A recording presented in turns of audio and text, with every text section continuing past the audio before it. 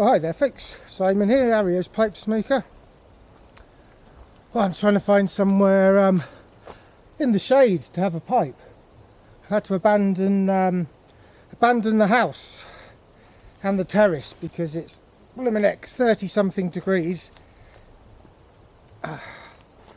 So I thought I would just have a little trundle into the woods, find somewhere shady to sit down where I can clamp the camera, and probably just do a mini first impressions tobacco review on tobacco by Bentley named, what is it now, Oriental Amber, formerly Oriental Orange I believe.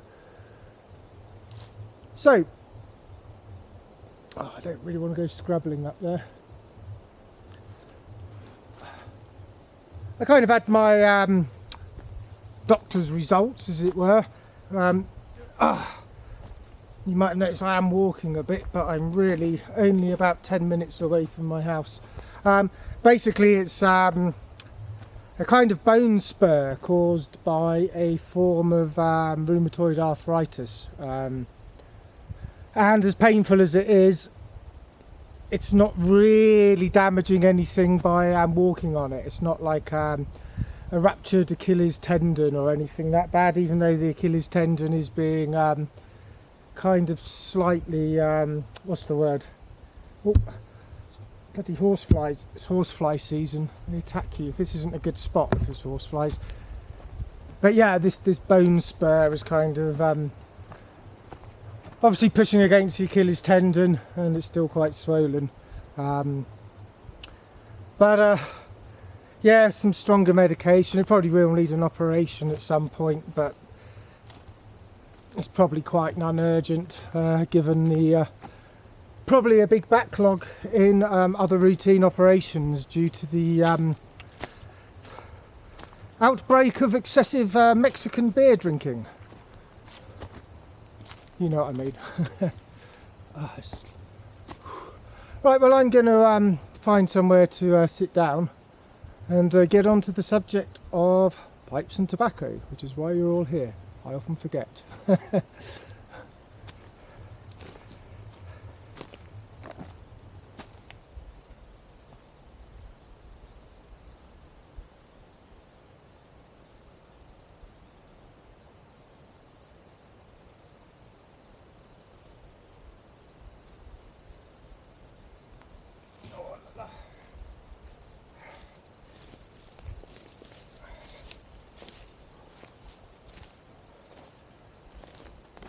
Well, this is as good a spot as any.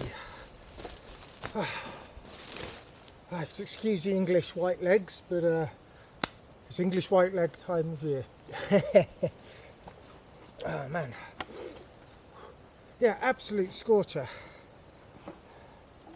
I really am not envious of people that have to live in the cities when it's this hot. At least here there is a bit of mountain breeze, obviously plenty of shade.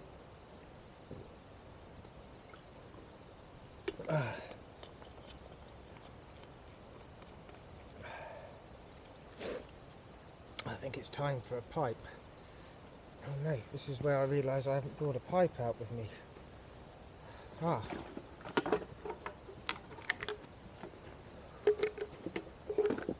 that's a bit of a catastrophic news. Am I sure? I'm sure I put a pipe in my pocket. Oh well, that's going to be a slightly strange tobacco review then, I guess, isn't it? Oh bugger. Oh well. Nope. Oh crap. Oh, I really thought I'd put a pipe in my pocket. Oh. Well, I'm not going to go back home and get one, so this could possibly be the first tobacco review without a pipe, ever, on the YTPC. I doubt that though. It's probably going to make it a slightly shorter video. Well, slightly stuck for words. Well, this is what I was going to do a review on.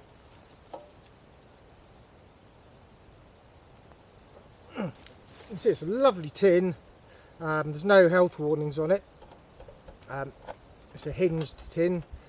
Obviously it's empty because I have the tobacco in a jar.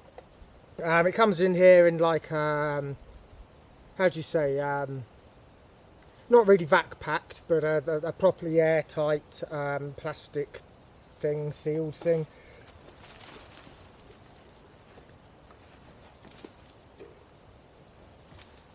And that is the oh, I've actually picked up the wrong jar of tobacco as well. Well, this is a complete failed tobacco review, isn't it, really? The wrong tobacco and no pipe. Oh well, I'll probably upload it anyway. So Bentley, the Oriental Amber. As the name suggests, it is an Oriental forwards blend. It does have a kind of orange topping on it, but it's not a goopy like glycerine-y, sticky tobacco. It's reasonably dry actually. There's a bit of broken flake in there. I'm not 100% sure who makes it. I've got a feeling it's Orlick make this Bentley range. Well, it's quite a premium tobacco. I mean, this was €22 for 100 grams, which I would imagine if it was outside of Andorra, that would probably be over €30. So, and to be honest, it is not worth the money. Beautiful box, beautiful presentation, but it's a reasonably bland tobacco in some respects. I mean, the orange topping it's not overly done, and it does tend to carry on as you smoke it, but there's nothing really outstanding coming to the forefront. Yeah, I guess you do get hints of the Oriental and the Virginias, but it really is not one I'd buy again. There's nothing like particularly bad about it. I mean, it burns quite well. It's not really unpleasant, but not at this price range. It is like I think it's a bit ridiculous, the price range of it, to be honest.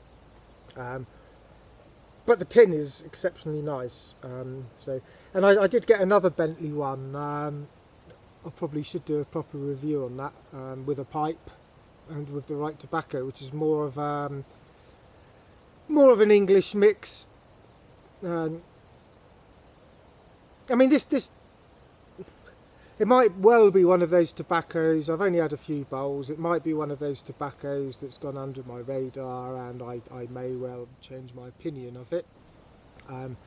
But without actually having a pipe and without actually having the tobacco, I can't really continue much further, can I? Yeah, bit of a bit of a strange one, but that is what it is. So yeah, I mean, I think there's many better tobaccos at that price point, to be honest. But like I say, it may grow on me. I probably won't buy this one again. Yeah, well, end of tobacco review, I guess.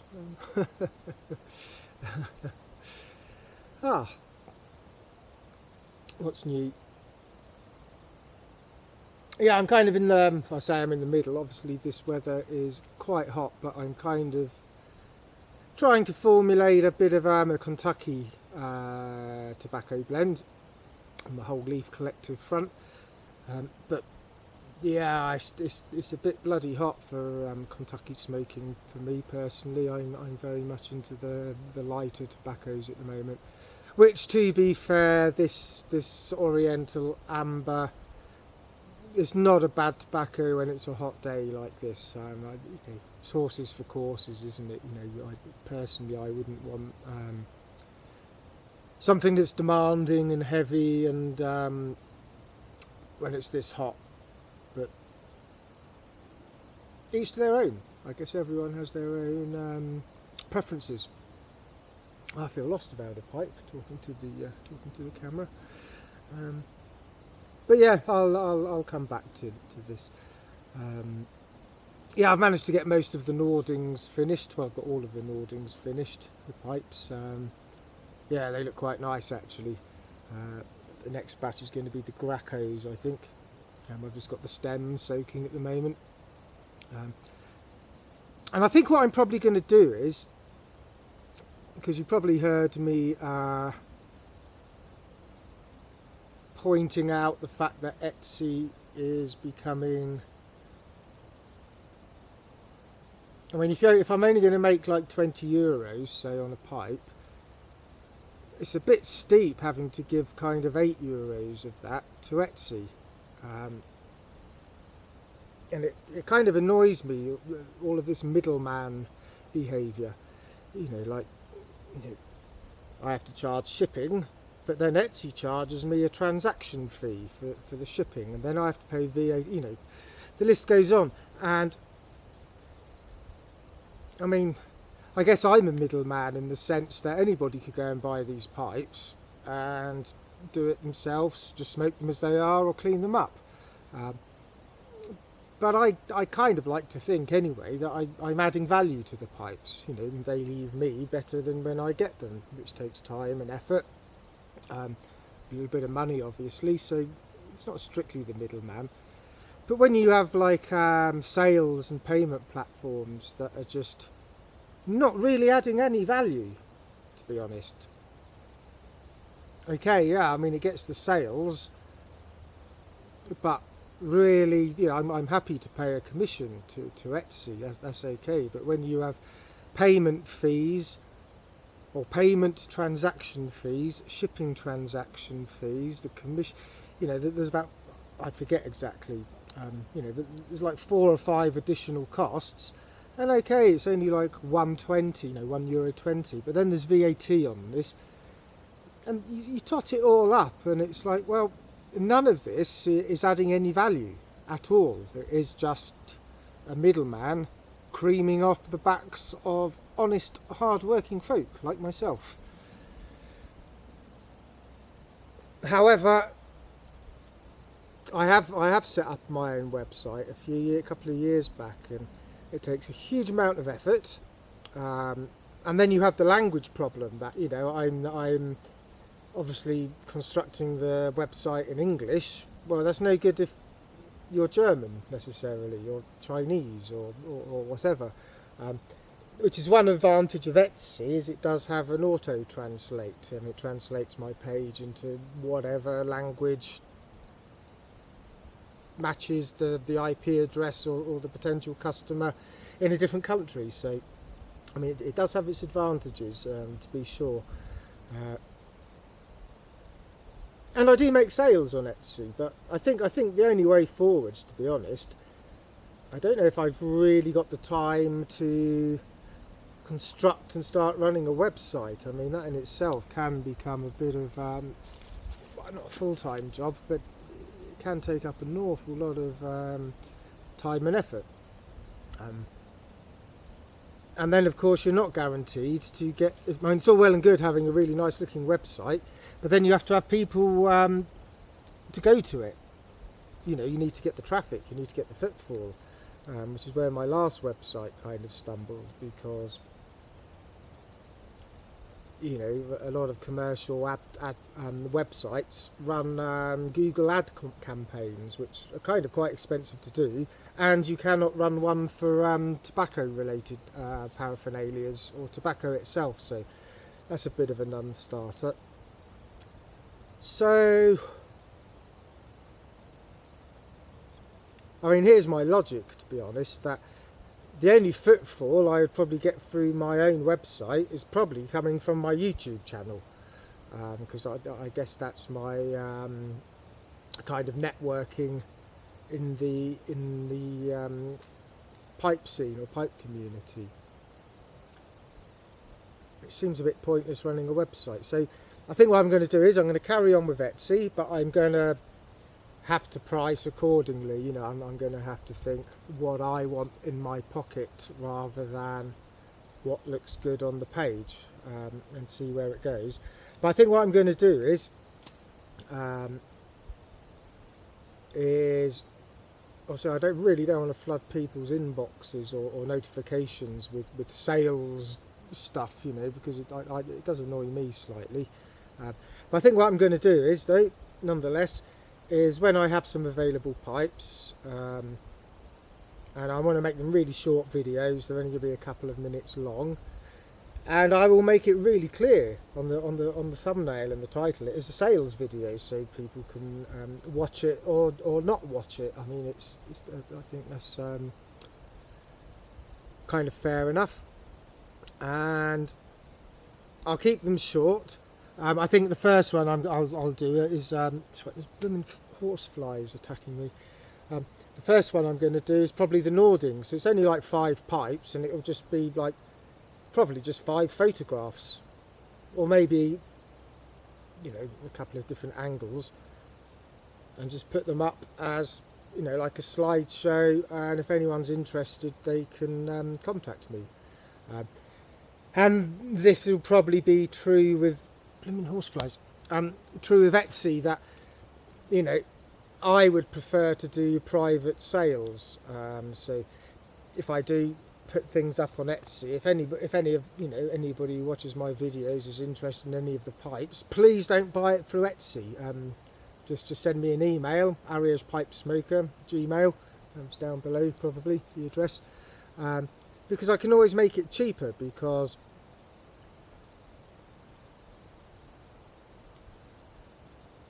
I have sort of international banking with TransferWise, or Wise as it's called. I have IBAN numbers of American IBAN, Canadian, English, so I can kind of take payments in pretty much any single currency. And TransferWise is incredibly quick. 9 times out of 10, if somebody makes you know, a bank transfer, I get it almost immediately, 9 times out of 10. So generally it's as fast as PayPal, and also everybody wins, because if somebody wants to send me euros but they're, say, in England, PayPal are really uneconomic when it comes to currency conversion, whereas TransferWise, or Wise as it's now known, is pretty much at the base rate. You know, they don't have a higher or lower buy-sell rate, which is bloody great, because I can, you know, say I want 30-40 euros for a pipe, I can see what the exchange rate is there and then, and basically that saving gets passed on to the customer, because they're not having to give PayPal extra money for transferring the currency by, you know, ways of the PayPal's exorbitant transfer, what they call it, exchange rate, that's the word. So yeah, I mean, I think that's probably going to be it for this video, guys. Bloody I'm not extremely happy with myself. I didn't bring a pipe out. I guess I'm probably going to have to go home. I'll probably sit in the forest for a bit longer. So guys, that's pretty much it. So yeah, that's the recap. Failed tobacco review. Working on a Kentucky kind of blend, and I am going to put up a few short videos here and there with pipes that are available, and see how it goes. I mean, the other problem, well, it's not a problem, but with Etsy is, one, I have to go and see my ex-girlfriend to borrow the camera.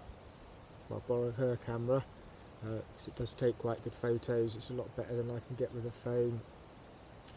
And 2, I have to go and borrow photography lights, which, you know, it's neither here nor there really, but it's just a pain in the arse having to go and ask for things.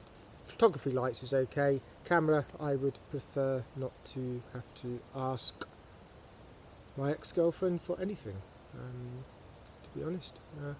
Right, ramble over, signing off. Thanks for watching, people. Hope you're all escaping the sun, and I hope all my German subscribers escaped the floods. I was going to say the coming of times, but that's probably a topic for another video. Alright then guys, signing off.